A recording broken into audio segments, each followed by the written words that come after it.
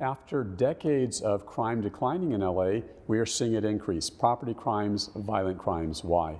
Well, I think it's happened up and down California. 5 of the 10 cities that had the largest per capita crime increases were in California. I think some of that has been well-intentioned criminal justice reforms where we haven't had the social safety net to catch people as they're getting out of jail and prison and they're winding up addicted to drugs, they're living on our streets. In fact, most of the uptick in, for instance, property crime is car break-ins, which is people, in my mind, that are addicted, who are struggling with that addiction, breaking into cars, stealing property to feed that addiction. But the good news is the last 6 months we've seen no increase. So the work that we did after 2 years, and to put this in perspective, it's still the 5th or 6th safest year in 50 years. So relatively very low crime levels. But that uptick that we saw that was troubling, we immediately put resources into. And the last 6 months we haven't seen any increase in crime. We expect that to hold this year. Some of the recent stories I've done regarding crime in Los Angeles, Angelenos are concerned. They say they're even worried. Should we be worried? A strong majority of Angelenos feel safe or extremely safe in their neighborhoods, but that doesn't satisfy me. There are still certain zip codes that even at the lowest crime year, you'd hear gunshots, too many homicides. So we're expanding something called the Community Safety Partnership, where we don't just put a police officer in your neighborhood for a year or two. They will volunteer for up to 5 years of service. So they get to know you, they get to know your family. In Watts, we did this, and we had a whole year with no homicides in Watts, and we've seen huge reductions in crime. Transportation, traffic, roads, of what you've paved, incredible Herculean effort, yet I've got to tell you, there's still potholes everywhere. Why is that? It's a huge city. We're getting rid of all of our D and F rated streets. We're pretty much average now in C. And now that we passed Measure M, which was this historic transportation initiative, that wasn't just about building a public transportation system and 15 new lines or extended lines for light rail. It's also about paving our streets, and we'll be able to break those record-breaking numbers of the last 3 years. So call in those potholes. Potholes are different than repaving. We can get them done in less than 3 days. You touched on transportation. The Expo line, amazing. Getting folks from downtown to Santa Monica and back. I got to tell you one thing that's driving me crazy. The traffic seems to be getting worse. Because the Expo line runs across surface streets and there are no bridges, it backs the traffic up for blocks and blocks, and it seems like we fix one thing, but we cause another problem. Well, you need a system that interconnects, and I think it's kind of like the lottery now. If you're lucky enough to live right by a stop and work relatively close, it is the most amazing thing. During the Rams games, we had, over 25% of the people going to those games at the Coliseum going on the Expo line in public transit. But the next piece is to make sure that it gets you everywhere you want to go. Get through the Sepulveda Pass with public transportation, throughout the San Fernando Valley, and then throughout the Southland. When we talk about 15 rail lines, that finally will have an interconnected system that works well together. Jobs in Los Angeles. I talk to the average folks on the street and they say, we're hurting. We can't find a job or a good paying job. I'm very proud that we've gone from 13% unemployment to 5%, and during my administration cut it by more than half. It's faster paced than anywhere else in the country.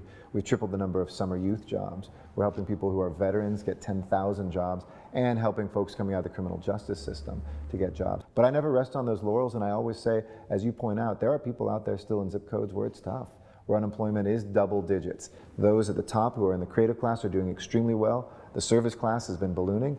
But the good thing that we did was pass a raise in the minimum wage, which was very important to me to help those folks at the bottom have a little bit better chance and a little better quality of life too. Real estate development in this city. Wow, I drive around downtown LA, that skyline, this mixed use. West LA is being built out, Hollywood is being built out. However, on the other hand, you've heard your critics say, look, too much gridlock, too much pollution, too much noise, nowhere to park. People have even criticized you saying, you've got these real estate developers in your pocket. Well, I always say the question isn't between whether we develop or not, whether we densify or not. It's whether we plan for growth or don't plan for growth. It's my responsibility as mayor to plan for the future and to make sure there's clear rules, update our community plans, make sure that we have density where it's appropriate, especially where we're making huge investments in our transit corridors. If we don't do that, it will still cram into your neighborhood. You might not see a new development, but you wonder, why isn't there parking space on the street anymore? Well, it's because there's 10 people living in that home where only 3 or 4 were before. Well, let me say though, I'm seeing the development though, but do we have the plans? Absolutely. We have now a 6-year plan to update every single one of our 35 community plans. In fact, we've done 4 of them just in the last few years. And to me, that's the blueprint of the future. We've got to modernize our city just as the world is modernizing.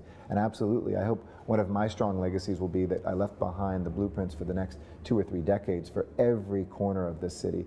And we're going to be able to do that in a pace we've never seen before the next 6 years. So far, what is your strongest legacy? You know, I govern the way I live in the city. I want to be here 20 years from now with my daughter and hopefully one day my grandkids, my wife, and see what did we leave behind.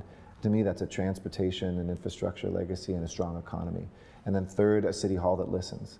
I read a statement regarding immigration that you recently released. I want to read part of it. We need to dissect this a little bit together. You said, quote, "You were against the mass deportations. We shouldn't turn our backs on refugees and children, or deny asylum seekers the right to see a judge, show indifference to suffering." You went on to say you'll do everything in your power to protect and defend the rights of all Angelenos whose families may be unjustly affected by these orders. Well, basically, according to that, your critics are saying you're breaking the law, you're forming a sanctuary city, you're going against the federal government.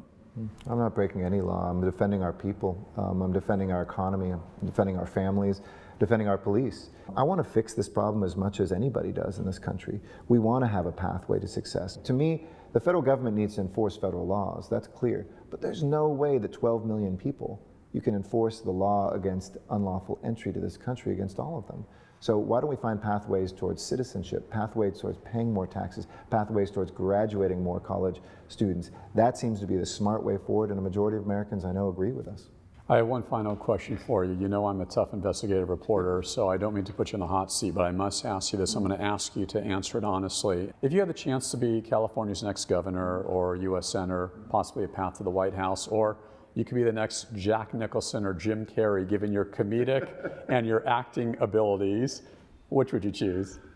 And be honest. For personal satisfaction, the latter. I've always loved the arts and performance, but you know, these days in these dark times, I have to do the first. I think as long as I can continue to make a difference and impact people's lives, people are looking for leaders to take them to uncomfortable places.